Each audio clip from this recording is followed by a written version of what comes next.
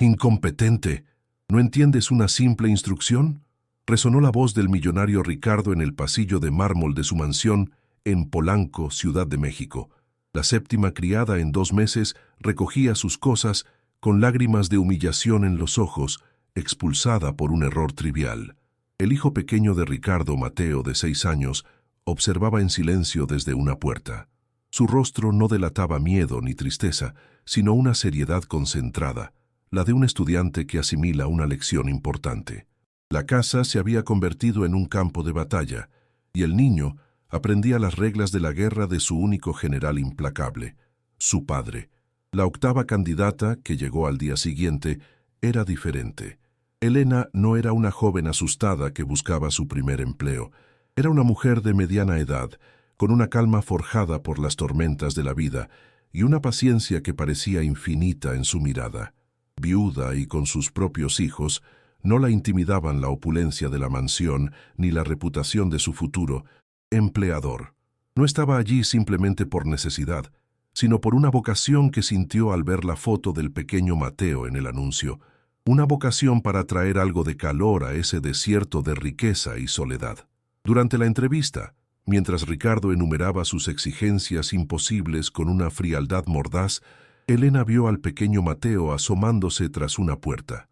En sus ojos no vio la malicia de un niño mimado, sino el eco de una soledad que conocía demasiado bien. Era la mirada de un niño que había aprendido a ser invisible para sobrevivir. En ese momento, la decisión de Elena quedó sellada. No aceptó el trabajo solo por el sueldo, lo aceptó como una misión.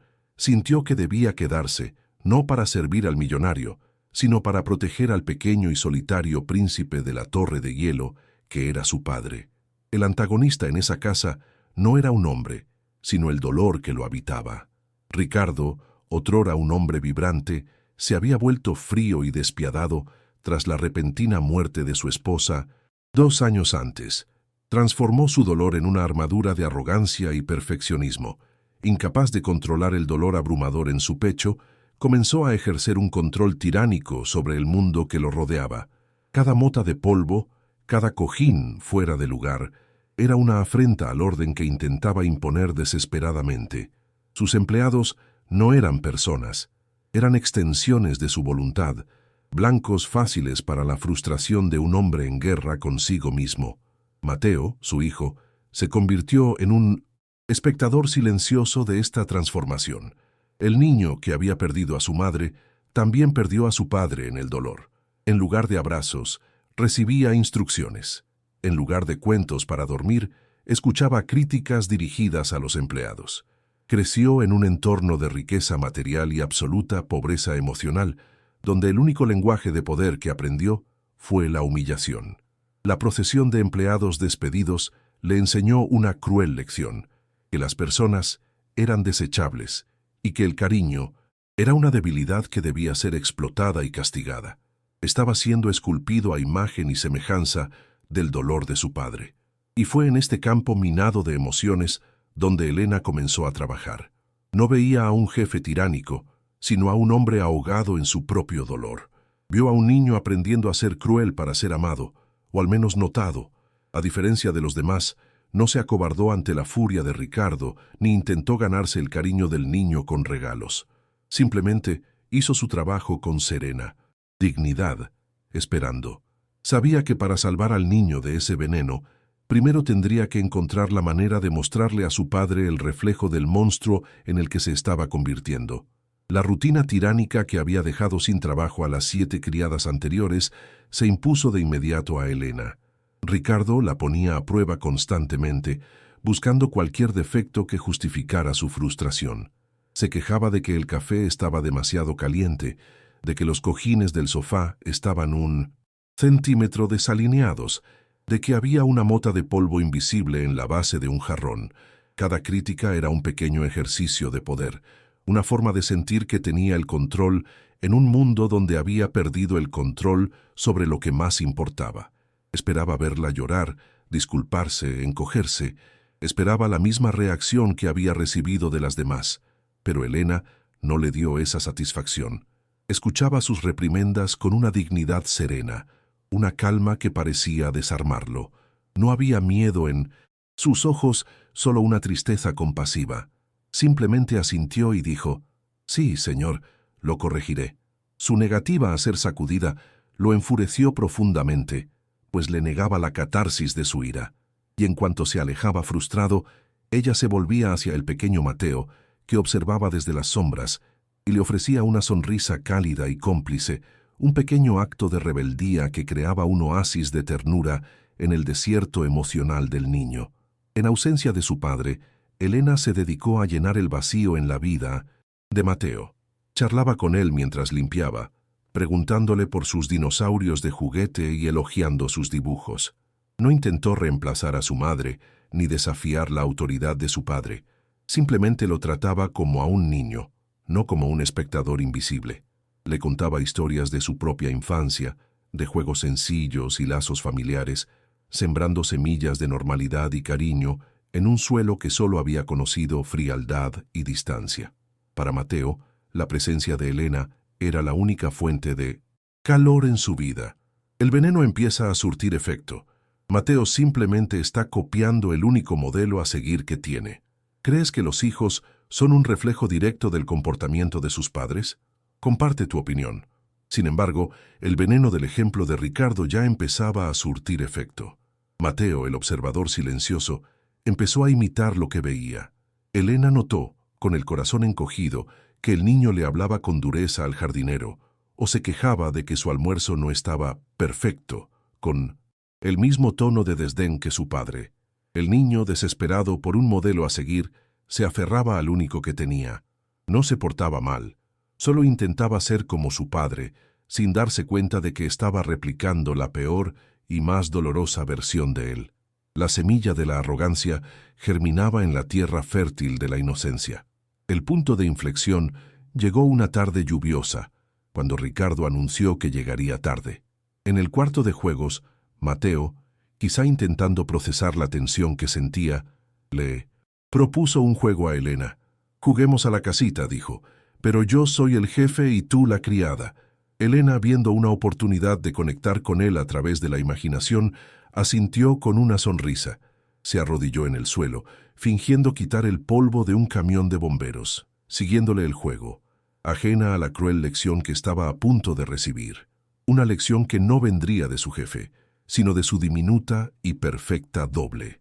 Con una seriedad aterradora, Mateo se levantó, puso las manos en las caderas y cuadró los hombros, imitando fielmente la postura de su padre.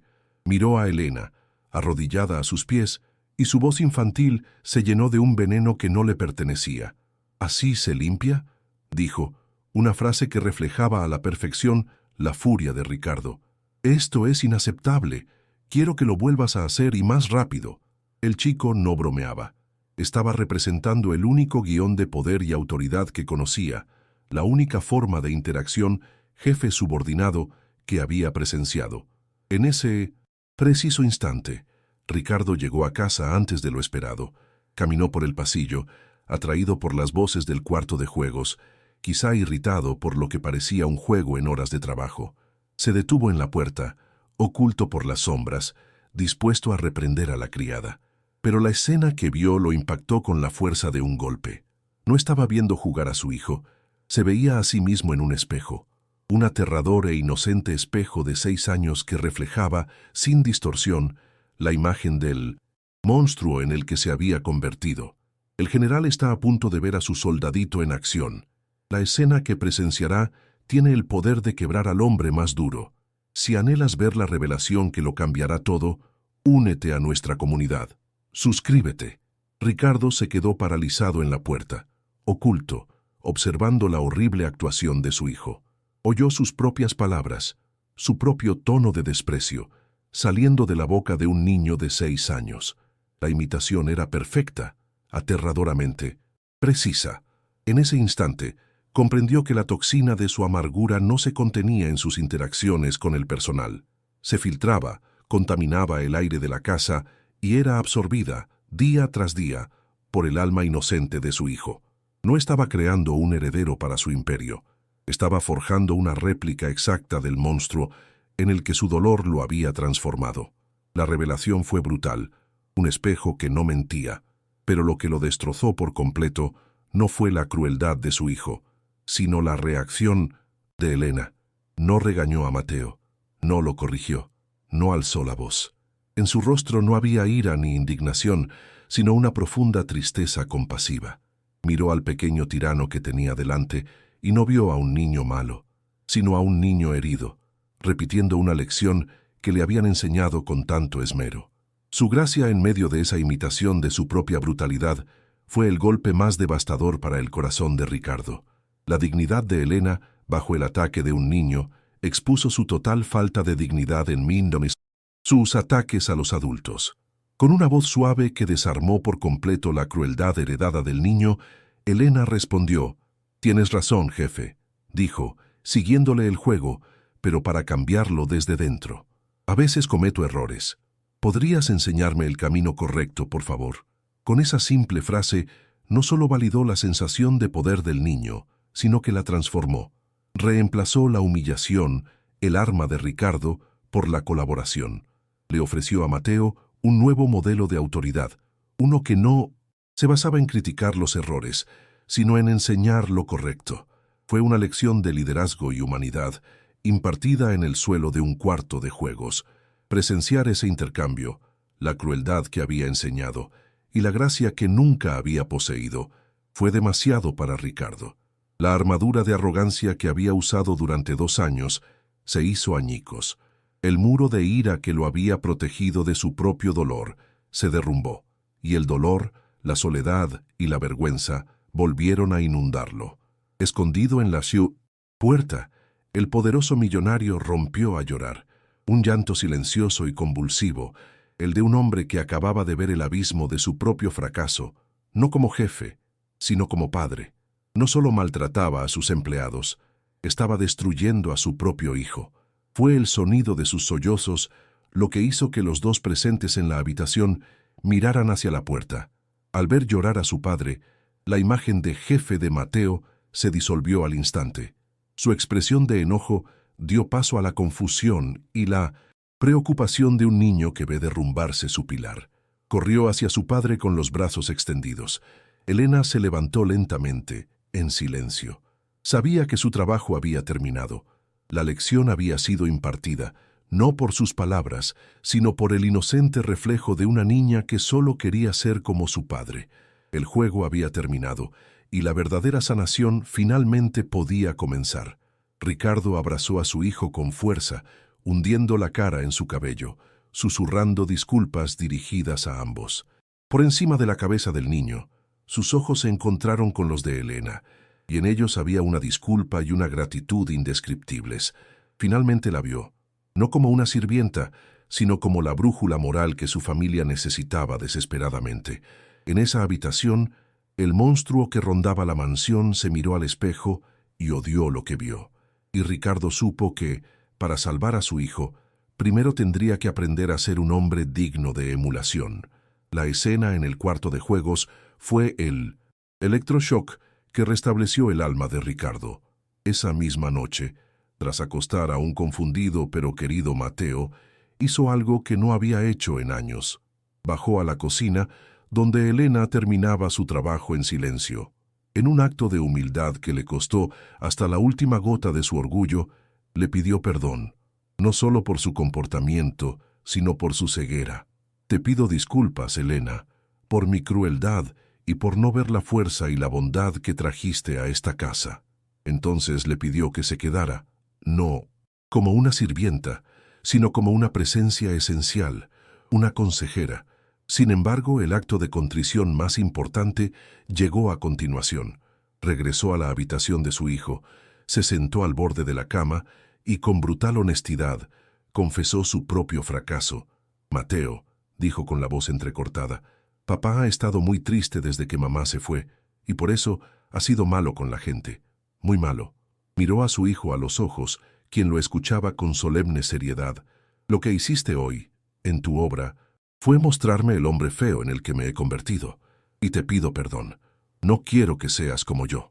Era el comienzo de la reconstrucción de un padre. Desde ese día, el ambiente en la mansión Polanco cambió. La tiranía del perfeccionismo dio paso a un torpe pero sincero intento de bondad.